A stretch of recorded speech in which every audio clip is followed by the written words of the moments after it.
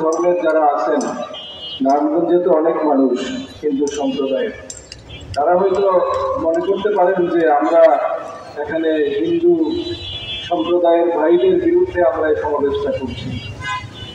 আমি পরিষ্কার বলতে চাই, আমরা 5ই আগস্টের গণঅভ্যুত্থানের পরে এই বাংলাদেশে হিন্দু সম্প্রদায়ের ভাইদের নিরাপত্তা যেভাবে নিশ্চিত করা হয়েছে, এর কারণটা কি ছিল জানেন? আমি হিন্দু সম্প্রদায়ের ভাইদের বলতে চাই যে আমরা যে ইসলামী আদর্শে বিশ্বাসী, সেই ইসলামী আদর্শের কথা হলো যে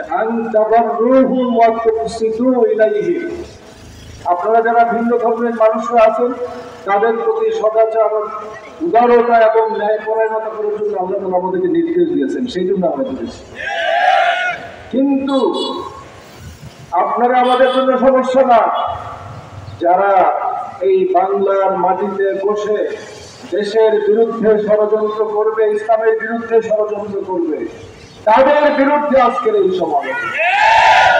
আজকে এই ভারত হায়দ্রাবাদে দাঙ্গা বাঁধিয়ে হায়দ্রাবাদ দখল করেছিল, সিকিমে দাঙ্গা বাঁধিয়ে সিকিম দখল করেছিল। আজ এই বাংলার মাটিতে হিন্দু মুসলমান দাঙ্গা বাঁধিয়ে ভারত তার এজেন্ডা বাস্তবায়ন করতে চায়। আজকে ইসকনকে দিয়ে, ইসকনের ভাইদেরকে বলি, বন্ধুদেরকে বলি, আপনার বন্ধুই মনে করি আপনাদেরকে আমরা, এখনো পর্যন্ত ফিরে আসুন। বাংলার মানুষ যেভাবে জুলাই এবং আগস্টে যেভাবে অত্যাচারী শাসকদেরকে উৎখাত করেছিল, বাংলাদেশের মানুষের সেই সাহস আজও শেষ হয়ে যায় না। আপনাদেরকে আপনাদের ছোট্ট একটা শক্তি, যদি দেশের বিরুদ্ধে আজকে শেখ হাসিনা বিবৃতি দিয়েছে, আপনারা দেখেছেন, যেই ভারত এতগুলো রক্ত যে ঝরালো বাংলাদেশের মাটিতে, তাকে আশ্রয় দিয়েছে। ঠিক নিন্দা এবং ঘৃণা জানায় ভারতের প্রতি।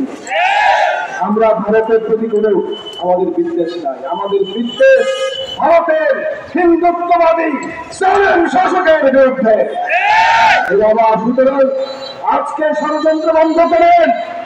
আজকে বাংলার মানুষ 5ই আগস্টের গণঅভ্যুত্থানের পরে তারা স্বপ্ন দেখছে একটা সুন্দর বাংলাদেশে, যেখানে নিপীড়ন থাকবে না, বৈষম্য থাকবে না, অত্যাচার থাকবে না। মানুষ একটা সুন্দর দেশের স্বপ্ন দেখছে।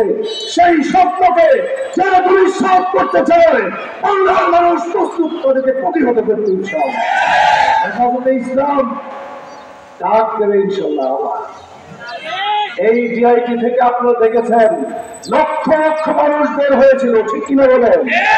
আবার যদি ধর্মের বিরুদ্ধে, দেশ এবং জাতির বিরুদ্ধে এই চক্রান্ত চলতে থাকে, আবার বের হবে ইনশাআল্লাহ।